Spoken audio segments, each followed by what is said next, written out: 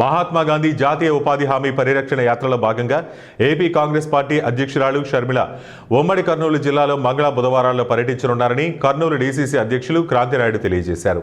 స్థానిక జిల్లా కాంగ్రెస్ పార్టీ కార్యాలయంలో ఏర్పాటు చేసిన మీడియా సమావేశంలో ఆయన మాట్లాడుతూ గ్రామీణ ప్రాంతంలో నివసించే కూలీలకు ఉపాధిని కల్పించేందుకు జాతీయ మహాత్మా గాంధీ గ్రామీణ ఉపాధి హామీ పథకాన్ని నాటి ప్రధాని మన్మోహన్ సింగ్ ప్రవేశపెట్టారన్నారు.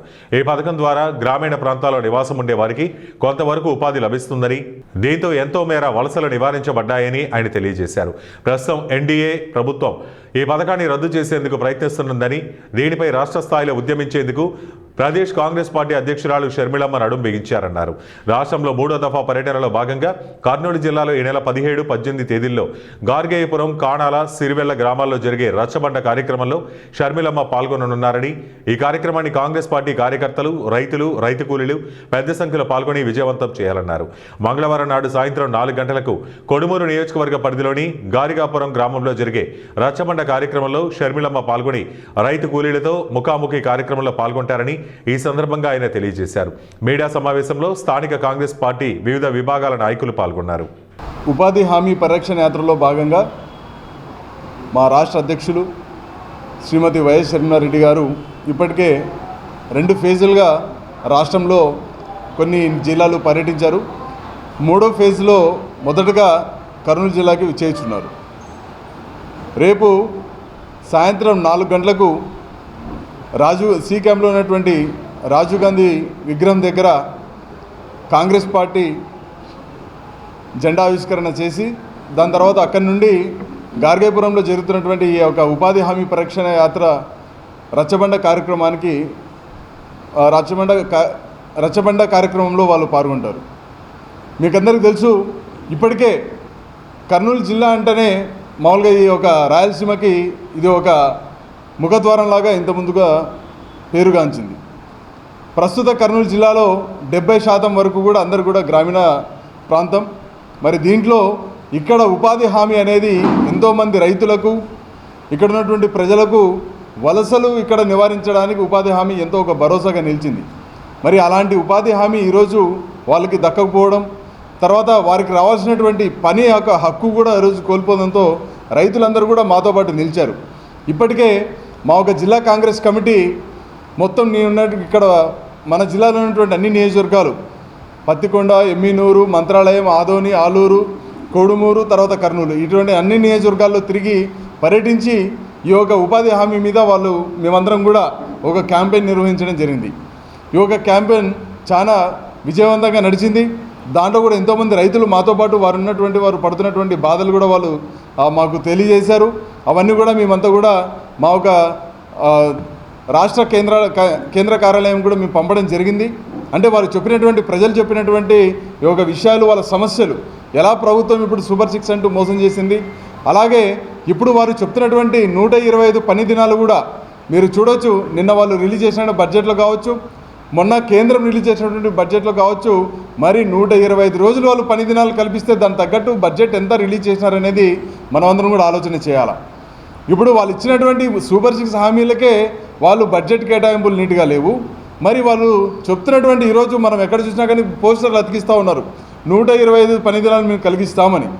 మరి ప్రభుత్వము విబి గ్రామ్ జీలో వాళ్ళు చెప్పిన విధంగా 40% ఇప్పుడు 40% మీరు వాళ్ళు నిధులు రాష్ట్ర ప్రభుత్వం మరి ఇవ్వాలి. మరి ఆ 40% ప్రభుత్వం అంటే ఇంతవరకే ఎలా అయితే ఎన్ఆర్ఈజీఎస్లో వాళ్ళు ఎలా అయితే నిధులు కేటాయిస్తున్నారో ఆ 40% నిధులు కేటాయిస్తున్నట్లు ఇప్పుడు బడ్జెట్లో మనం ఎక్కడైనా చూసామా?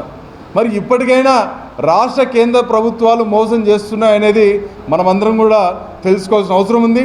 అదే మా ఒక కాంగ్రెస్ పార్టీ కూడా మొన్న పార్లమెంట్లో మా ఒక అగ్రనాయకులైనటువంటి రాహుల్ గాంధీ కూడా లేవనెత్తారు.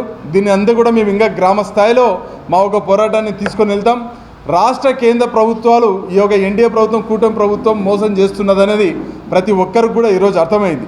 వాళ్ళు ఇచ్చిన ఏ హామీ కూడా ఈరోజు నెరవేరే పరిస్థితి లేదు. వాళ్ళు చెప్తున్నటువంటి బడ్జెట్కి కావచ్చు, వాళ్ళు కేటాయించిన బడ్జెట్కి కావచ్చు, ఎక్కడ కూడా పొందన లేదు. మనం ఇక్కడ చూస్తే కర్నూలు జిల్లాలో ఇప్పుడు 70% గ్రామీణ పరంగా ఉన్నటువంటి ఈ యొక్క ప్రాంతానికి మరి వాళ్ళు విధంగా చెప్తూ వాళ్ళు మేము టెక్నాలజీ పరంగా ఇక్కడ ఏదేదో టెక్నికల్ హబ్ చేస్తామని చెప్పేసి చెప్తా ఉన్నారు. 70% గ్రామీణ ప్రాంతంలో ఉన్నటువంటి ఈ యొక్క రాయలసీమకు కావచ్చు, లేకపోతే మన కర్నూలు జిల్లాకి కనీసం మనకు ఉన్నటువంటి వేదావతి ప్రాజెక్టుల వాళ్ళు 2019లో 6,000 కోట్లు కేటాయించినటువంటి ఇదే టీడీపీ ప్రభుత్వం మరి ఇప్పుడు ఎందుకు కనీసం 600 కోట్లు కేటాయించలేకపోయింది? ఇప్పుడున్న ప్రాజెక్టులకి ఎక్కడ ఒక్క రూపాయి కూడా కేటాయించుకోకుండా, రైతాంగానికి వాళ్ళు చెప్తున్నటువంటి డబ్బులు కేటాయించుకోకుండా, నిరుద్యోగ భృతి కావచ్చు, లేకపోతే మహిళా భద్రత కావచ్చు, ఏవి కూడా ఇవ్వకోకుండా ఎలా మోసం చేస్తున్నారు? ఇప్పుడు కనీసం అప్పట్లో కాంగ్రెస్ పార్టీ తీసుకొని వచ్చినట్టు ఈ యొక్క ఉపాధి హామీని కూడా వాళ్ళు అసలుకు ప్రజలకు దక్కాల్సిన ఒక హామీ కావచ్చు, ఒక హక్కు కావచ్చు, ఈరోజు తొలగించి ఎలా ఇబ్బంది పట్టే పరిస్థితి, మళ్ళీ ఈ యొక్క ప్రాంతంలో వలసలు మొదలయ్యే పరిస్థితి ఈరోజు ఆ ఒక భయాందోళన మొన్నటి నుంచే ఫిబ్రవరి 1 నుంచే చూసాం. ఇప్పుడు నిన్న అందరం మీడుగా మేము క్యాంపెయిన్లో భాగంగా మేమందరినీ ఏపీఓలని, తర్వాత పీడీలని, లేకపోతే ఫీల్డ్ అసిస్టెంట్లని, మేట్లని, లీడర్ టీఎల్సీని అందరిని అడుగుతూ ఉంటే వాళ్ళు చెప్తున్నారు ఉపాధి హామీ ఇప్పటికే ఆపేసినాం, పని లేదు, ప్రజలు చాలా ఇబ్బంది పడుతూ ఉన్నారు, పని దొరక అప్పటికే ఇంకా వలసలు పోదామని ప్రజలు మాట్లాడుకునే పరిస్థితి. కాబట్టి మనమందరం కూడా నేను అందరినీ కూడా ఈరోజు విన్నవించుకుంటున్నాం. కాంగ్రెస్ పార్టీ తప్పకుండా ఎలా అయితే మా అగ్రనాయకులు చెప్పారో ఈ యొక్క ఉపాధి హామీ విబి గ్రామ్ జీ బిల్లుని ఎలా అయితే వెనక్కి నెట్టేంత వరకు కూడా పోరాడతామన్నారో దాంట్లో మేము భాగస్వాములు అవుతాం. రేపు మా అధ్యక్షురాలు ఇక్కడికి వస్తున్నారు, వాళ్ళు కూడా తెలియజేస్తారు. తప్పకుండా ఈ పోరాటాన్ని గ్రామస్థాయిలో తీసుకుని వెళ్ళి ఆ బిల్లుని వెనక్కి తీసుకునేంత వరకు కూడా కర్నూలు జిల్లా కాంగ్రెస్ పార్టీ, అలాగే కాంగ్రెస్ పార్టీ ప్రతి ఒక్కరితో కూడా కలిసి పనిచేస్తుందని, పోరాడుతుందని తెలియజేస్తూ రేపు అందరూ కూడా మీడియా మిత్రులకు, ప్రింట్ అండ్ ఎలక్ట్రానిక్ మీడియాని అందరూ కూడా కోరుతున్నాం. మీరందరూ కూడా రేపు జరుగుతున్నటువంటి ఈ యొక్క మీటింగ్కి మీరు తప్పకుండా మద్దతు తెలపాలని, మేము అక్కడ ప్రజలు మాతో పాటు షేర్ చేసుకున్నటువంటి విషయాలు కావచ్చు, మా అగ్రనాయకులు తెలియజేసినటువంటి సమాచారం కావచ్చు, మీరు 10 మందికి తీసుకొని వెళ్తారనే ఒక ముఖ్య ఉద్దేశంతో మిమ్మల్ని అందరినీ కూడా విన్నవించుకుంటాను.